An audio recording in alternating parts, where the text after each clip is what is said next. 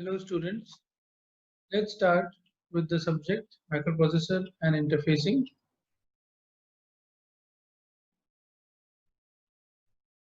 The topics we will cover in this lecture are interfacing, interfacing devices, memory operation, chip select, data lines, 8085 instructions. We will start with the data transfer instructions.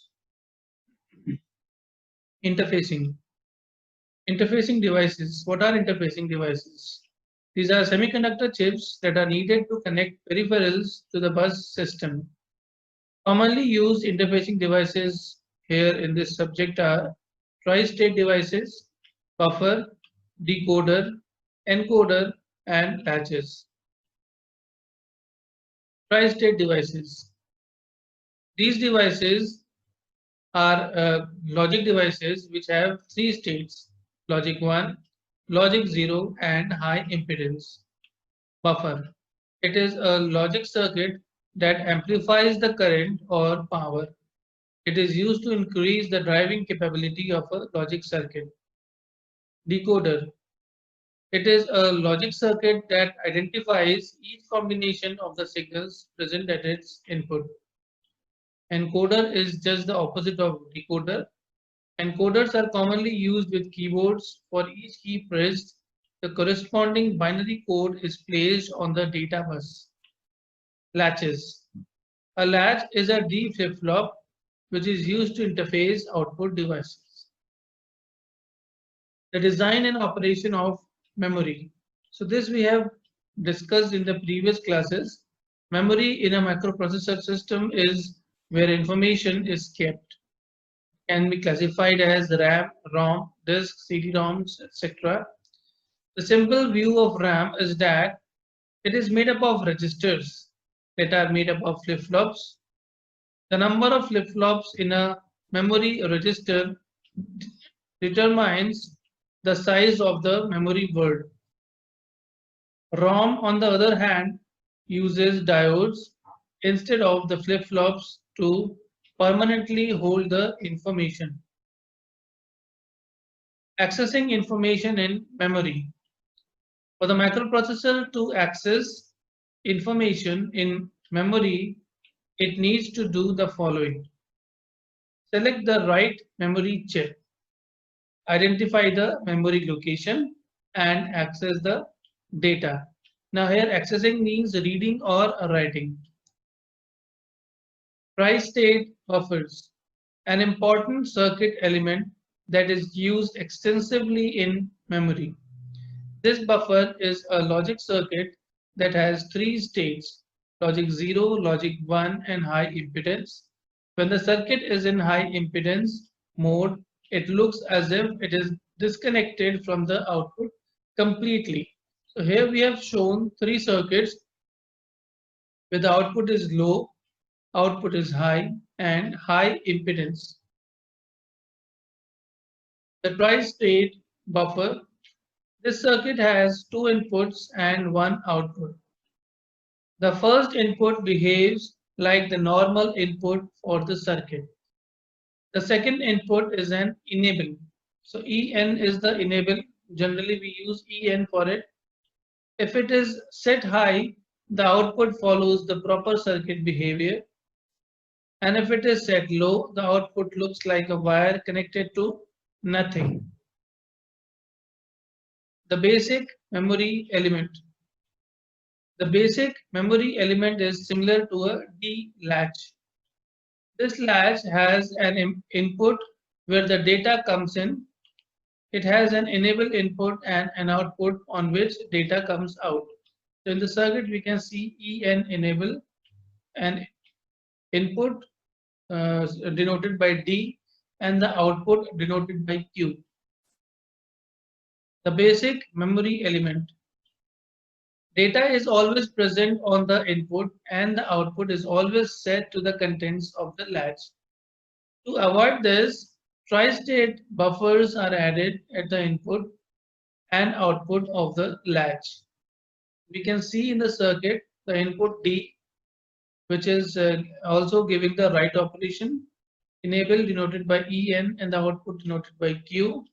and the output is also giving the read operation as the data output. The basic memory element. The write signal controls the input buffer. The bar over WR. WR bar we say normally. So the bar over WR means that it is an active low signal.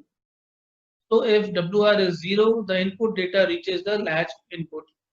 If WR is 1, the input of the latch looks like a wire connected to nothing. The RD signal controls the output in a similar manner. So RD is also an active low pin and it has RD bar over it. Memory register. If we take 4 of these latches and connect them together, we would have a 4-bit memory register. So here we have connected 4 latches and we have formed a 4-bit memory register. Similarly, we can form 8-bit, 16-bit, 64-bit memory registers. This is a group of memory registers. You can see this is a 4x4 matrix having a 16 latches. So it is a 16-bit memory register. Externally initiated operations. External devices can initiate or start one of the 4 following operations. Reset. All operations are stopped and program counter is reset to 0000. Interrupt. The microprocessor's operation are interrupted and the microprocessor executes what is called a service routine, or we also call it as interrupt service routine. This routine handles the interrupt, then the microprocessor returns to its previous operation and continues. A group of memory registers. If we represent each memory location as a block, we get the following diagram, which has I0 to I3, O0 to O3 output. WR bar is the write operation, EN0 to EN3 is the input to memory registers, and RD bar is the read operation. The design of a memory chip. Using the RD and WR controls, we can find out the direction of flow either into or out of memory.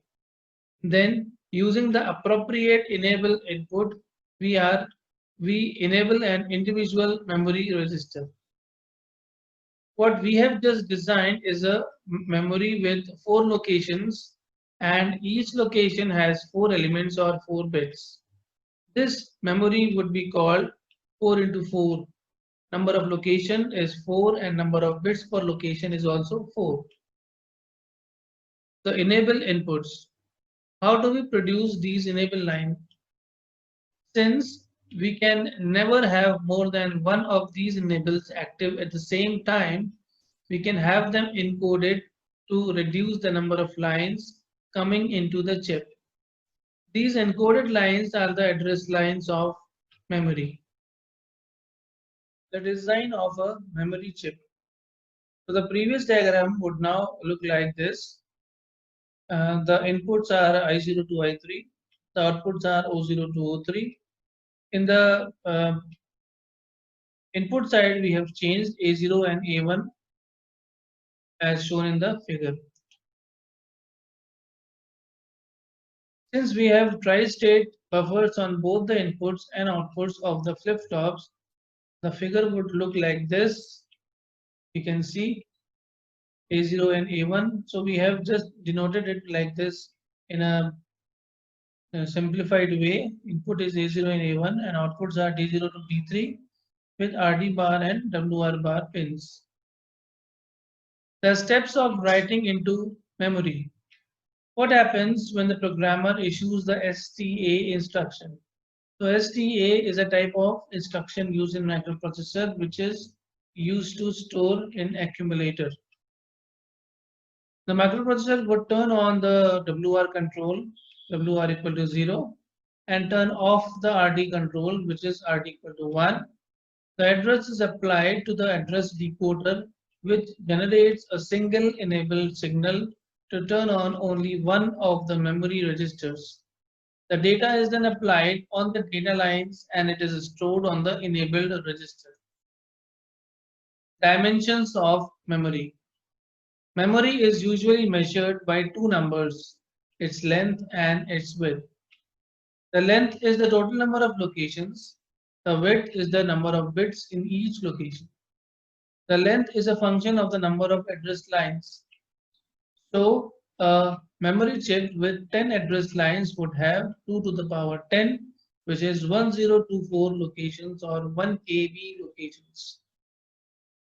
Looking at it from the other side, a memory chip with 4K locations would need log 4096 base 2 is 12 address lines. The 8085 has 16 address lines. That means it can address 2 to the power 16 or 64K memory locations. Then it will need one memory chip with 64K locations or two chips with 32K locations or four with 16K each or 16 of the 4K chips, etc. Now, how would we use these address lines to control the multiple chips? Using the chip select. Usually, each memory chip has a chip select input. The chip will only work if an active signal is applied on that input. To allow the use of multiple chips in the makeup of memory, we need to use a number of address lines for the purpose of chip selection.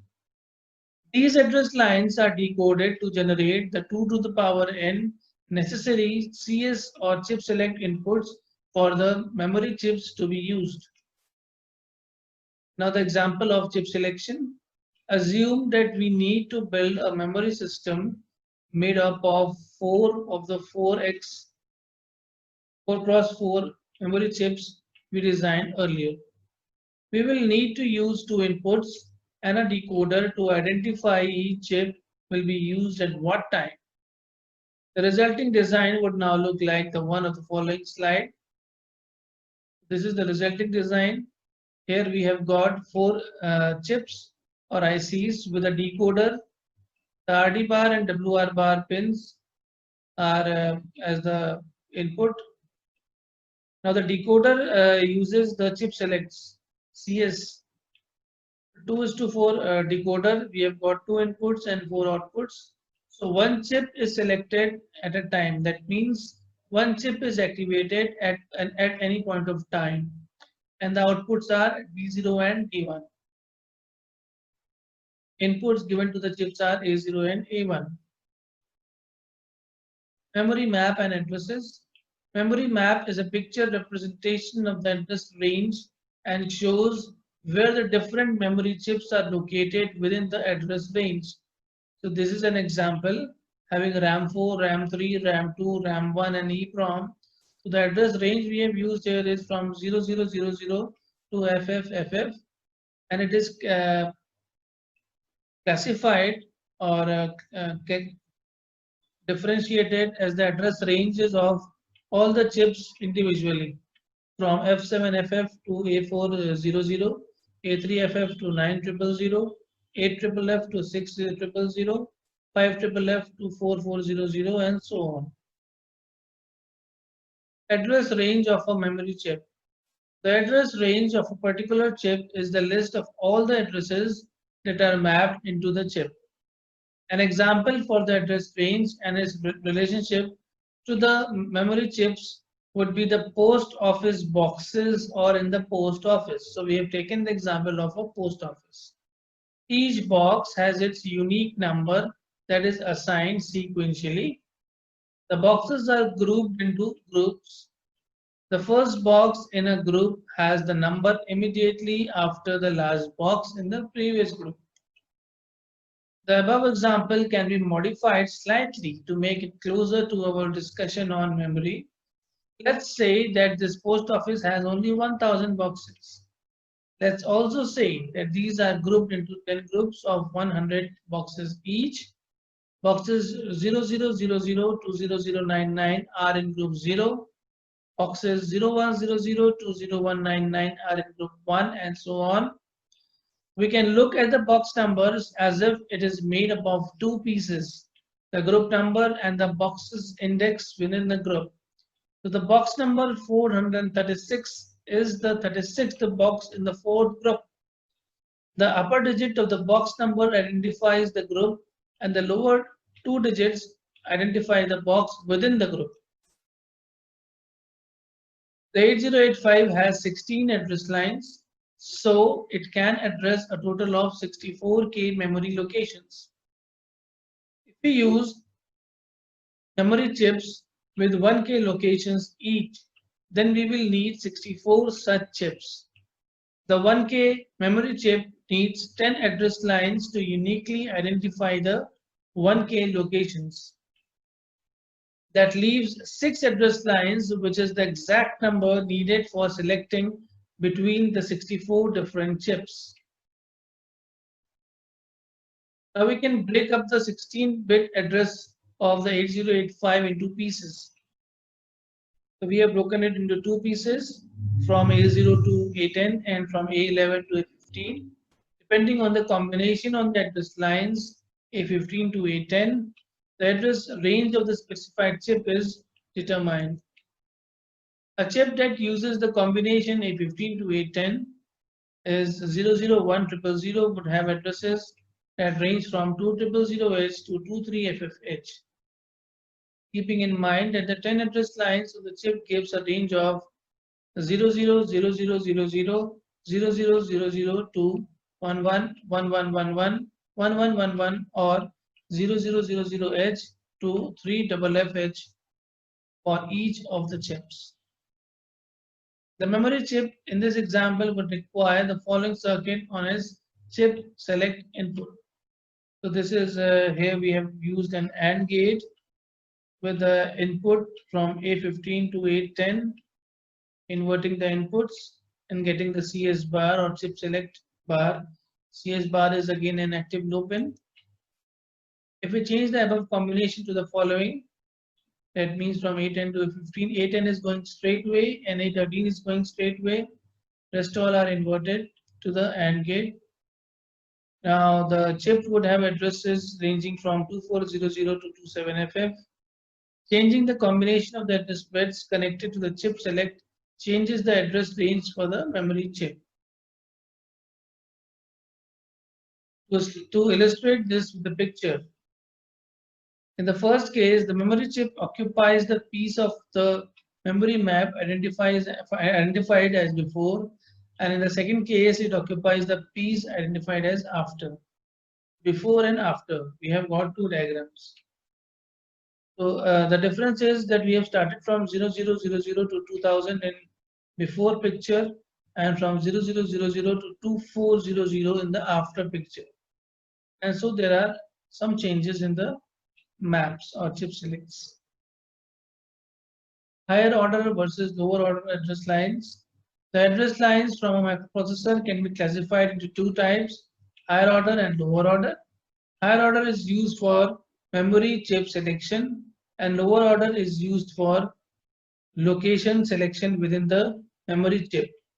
This classification is highly dependent on memory system. Data lines. All of the above discussion has been regarding memory length. Let's look at memory width.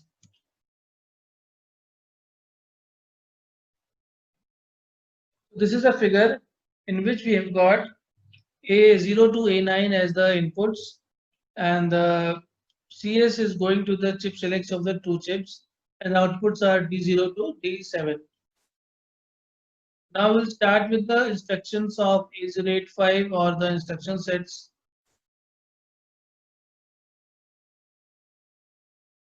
Since the 8085 is an 8-bit device, it can have up to 2 to the power 8 or 256 instructions. However, the 8085 only uses 246 combinations that represent a total of 74 instructions. Most of the instructions have more than one format. These instructions can be grouped as data transfer instruction, arithmetic instructions, logic operations, branch operations, machine control operations. Each instruction has two parts. The first part is the task or operation to be performed, which is called opcode or operation code. The second part is the data to be operated on, which is called the operand. Data transfer operations. These operations simply copy the data from the source to the destination. For example, move A, B. So in this example, the data stored in register B is copied into the register A, and the data is available in both the registers A and B.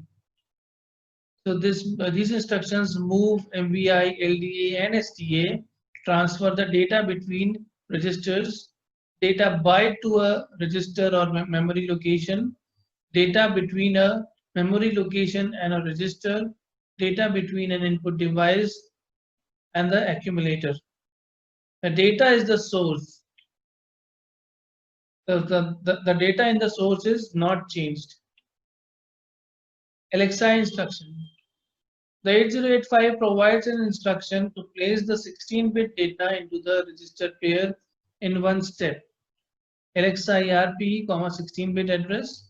The instruction LXI-B, 4000H will place the 16-bit number 4000 into the register pair BC. So in this instruction, we assume the register pairs which are made in the 8085. Register pairs are BC, DE, and HL. So since it is written B, so we will assume it as BC. So 4000 will go to BC. The upper two digits are placed in the first register. That means 40 will go to B, and the last two digits 00 will go to C. These instructions will be clear if we take some more examples in the next class with the programs. Memory register. Most of the instructions of the 8085 can use a memory location in place of a register. Memory location will become memory register M. Move M, B copies the data from register B into a memory location.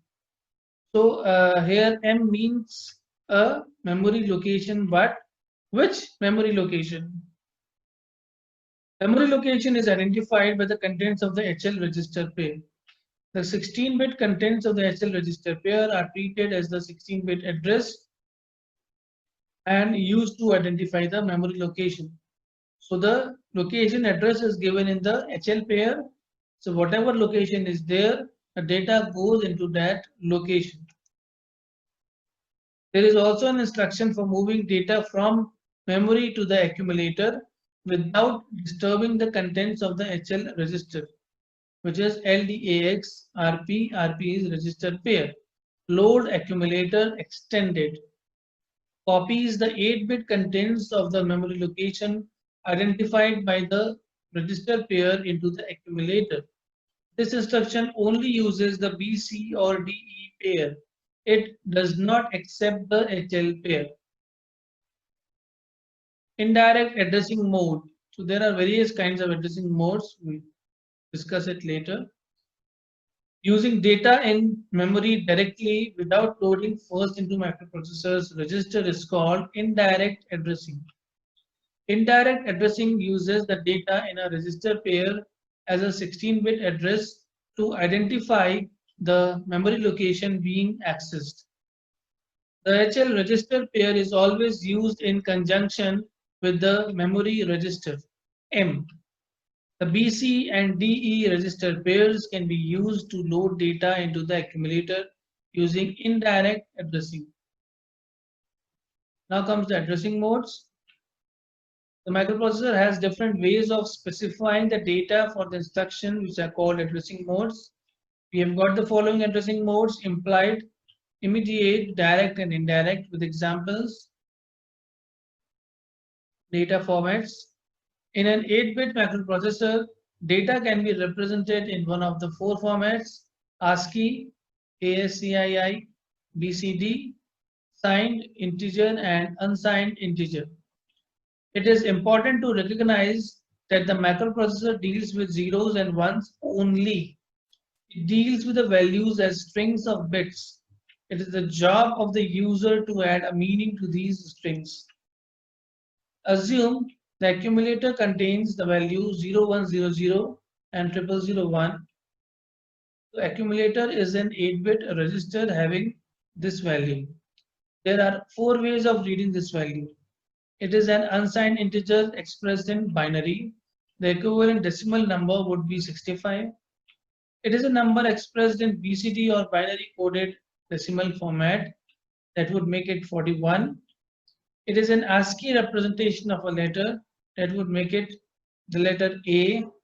It is a string of zeros and ones where the 0th and the 6th bits are set, that means 1, while all other bits are set to 0.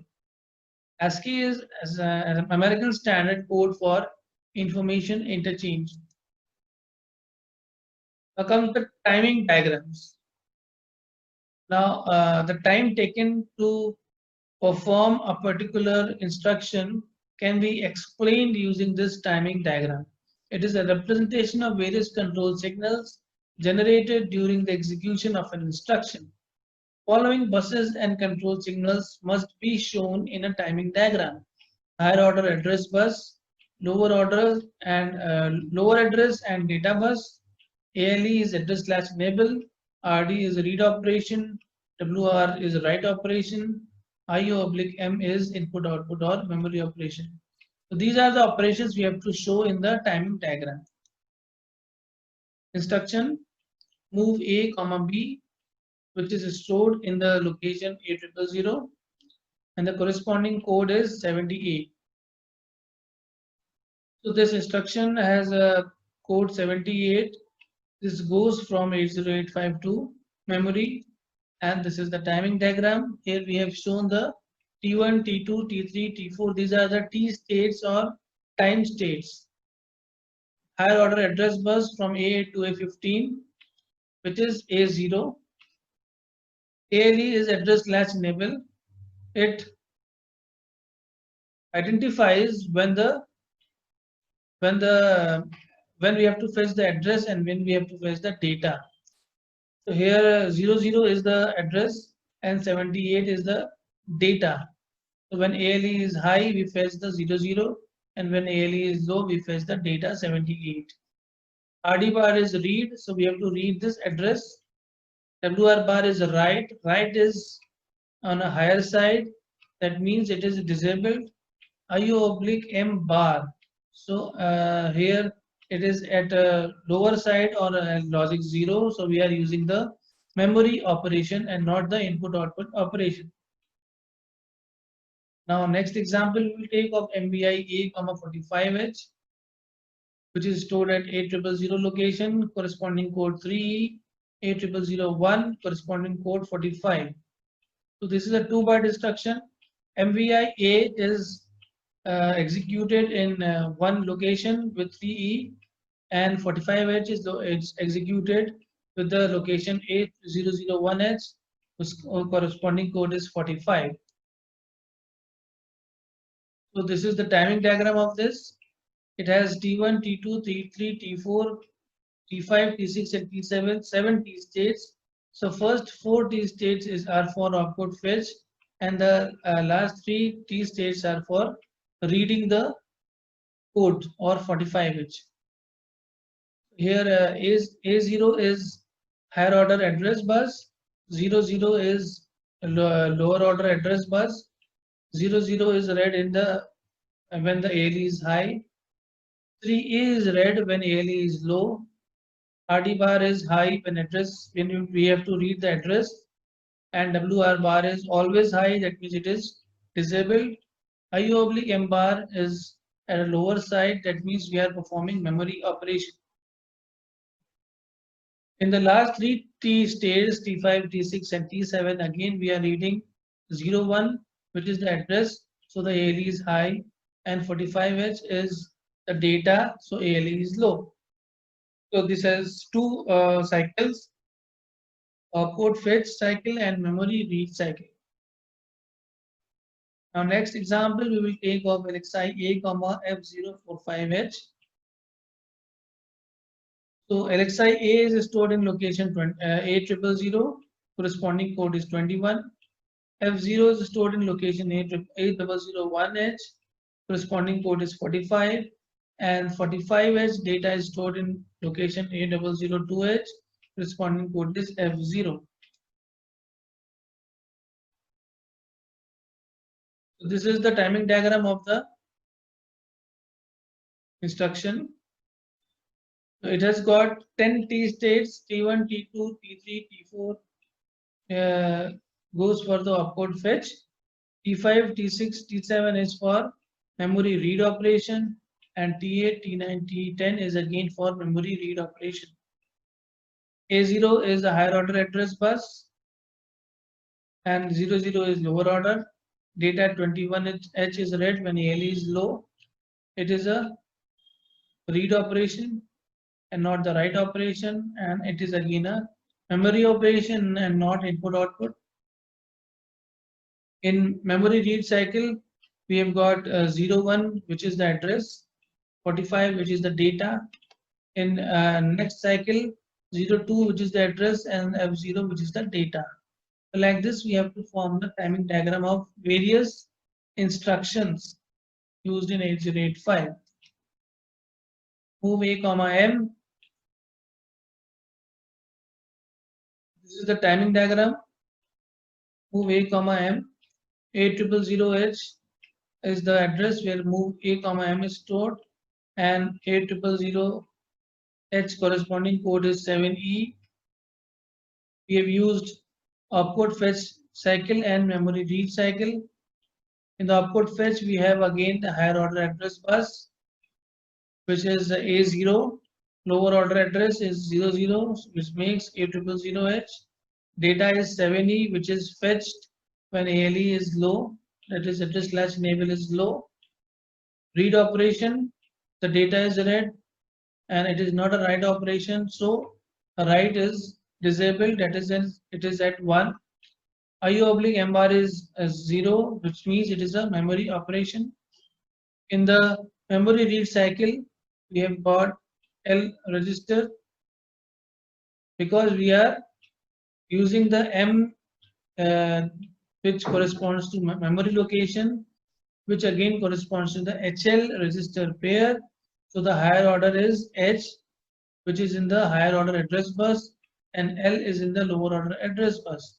The contents of M are here in the data, which is read using the read cycle when ALE is low. Now again the timing diagram of move M, A, stored in location A000H, corresponding code is 77. This is the timing diagram. Here again we have used T states T1, T2, T3, T4, T5, T6 and T7. First 4 T states are for opcode fetch machine cycle, and the last 3 T states T5, T6 and T7 are for memory write. So here A0 is the higher order address, 00 is the lower order address, 7E is the data which is read when ALE is low. WR bar is high for the opcode fetch cycle. Now we have used the code M, which means HL register pair. So H is in the higher order address, L is in the lower order address. Content of register A is written. So we are using the write operation. So write is 0 and read is 1. So when content of register A is read, the ALE is low. That means it is a data which is written in the location specified by the HL register pair. It is a memory operation because IO oblique M bar is low. Now comes the interrupts. Interrupt is a process where an external device can get attention of the microprocessor. The process starts from the input output device. The process is asynchronous. Interrupts can be classified into two types: maskable, which can be delayed, and non-maskable, which cannot be delayed. Interrupts can also be classified into vectored and non-vectored. Vectored interrupts have the address of the service routine, which is hardwired, and non-vectored have the address of the service routine needs to be supplied externally. An interrupt is considered to be an emergency signal. Now let's understand what is an interrupt. Interrupt is a kind of disturbance, as we can understand in a simple English language. But like we are teaching in a class, if someone comes into the class and gives in a register or a file, so it is an interrupt. But if it is required or at a higher priority, then the teacher leaves the class, finishes the work of the interrupt, and then again continues with the class. This is the work of the interrupt. The interrupt has to be an emergency signal, and the microprocessor has to decide whether it is at a higher priority or at a lower priority. So we have classified the interrupts according to the priority. The microprocessor should respond it as soon as possible. When the microprocessor receives an interrupt signal, it suspends the currently executing program and jumps to an interrupt service routine to respond to the incoming interrupt. Each interrupt will most probably have its own ISR or interrupt service routine. Responding to an interrupt may be immediate or delayed depending on whether the interrupt is maskable or non-maskable and whether interrupts are being masked or not. There are two ways of redirecting the execution to the ISR or interrupt service routine depending on whether the interrupt is vectored or non-vectored. The vector is already known to the microprocessor. The device will have to supply the vector to the microprocessor. The 8085 interrupts. The maskable interrupt process in the 8085 is controlled by a single flip-flop inside the microprocessor. The interrupt enable flip-flop is controlled using the two instructions EI and DI, which is enable interrupt and disable interrupt instructions. The 8085 has a single non-maskable interrupt, which is called a trap. The non-maskable interrupt is not affected by the value of the interrupt enable flip-flop. The 8085 has 5 interrupt inputs. The INTR input. The INTR input is the only non-vectored interrupt. INTR is maskable using the EI and DI instruction pair. RST 5.5, 6.5, RST 7.5 are all automatically vectored. RST 5.5, 6.5 and 7.5 are all maskable. Trap is the only non-maskable interrupt in the 8085 which is automatically vectored and it is at the highest priority. Interrupt names maskable and vectored. INTR is maskable and non-vectored. RST 5.5 is maskable and vectored. RST 6.5 is maskable and vectored. RST 7.5 is maskable and vectored. Trap is non-maskable and vectored. Interrupt vectors and the vector table. An interrupt vector is a pointer where the ISR is stored in the memory. ISR is interrupt service routine. All interrupts, vectored or otherwise, are mapped into a memory area called the interrupt vector table or IVT. The IVT is usually located in memory page 00. The purpose of the IVT is to hold the vectors that redirect the microprocessor to the right place when an interrupt arrives. The IVT is divided into several blocks. Each block is used by one of the interrupts to hold its vector. The 8085 non-vectored interrupt process. The interrupt process should be enabled using the EI instruction. The 8085 checks for an interrupt during the execution of every instruction. If there is an interrupt, the microprocessor will complete the executing instruction and start a restart sequence. The restart sequence resets the interrupt flip-flop and activates the interrupt acknowledge signal INTA. Upon receiving the INTA signal, the interrupting device is expected to return the opcode of one of the 8 RST instructions. When the microprocessor executes the RST instruction received from the device, it saves the address of the next instruction on the stack and jumps to the appropriate entry in the IVT. The IVT entry must redirect the microprocessor to the actual service routine. The service routine must include the instruction EI to re-enable the interrupt process. At the end of the service routine, the RET instruction returns the execution to where the program was interrupted. The 8085 recognizes 8 restart instructions RST0 to RST7. Each of these would send the execution to a predetermined hardwired memory location. RST0 is equivalent to call 0000H. RST1 is equivalent to call 0008H. RST2 is equivalent to call 0010H. RST3 is equivalent to call 0018H. RST4 is equivalent to call 0020H. RST5 is equivalent to call 0028H. RST6 is equivalent to call 0030H, and RST7 is equivalent to call 0038H. Restart sequence. The restart sequence is made up of 3 machine cycles. In the first machine cycle, the microprocessor sends the INTA signal. While INTA is active, the microprocessor reads the data lines expecting to receive from the interrupting device the opcode for the specific RST instruction. In the second and third machine cycles, the 16-bit address of the next instruction is saved on the stack. Then the microprocessor jumps to the address associated with the specified RST instruction. The location in the IVT or interrupt vector table associated with the RST instruction cannot hold the complete service routine.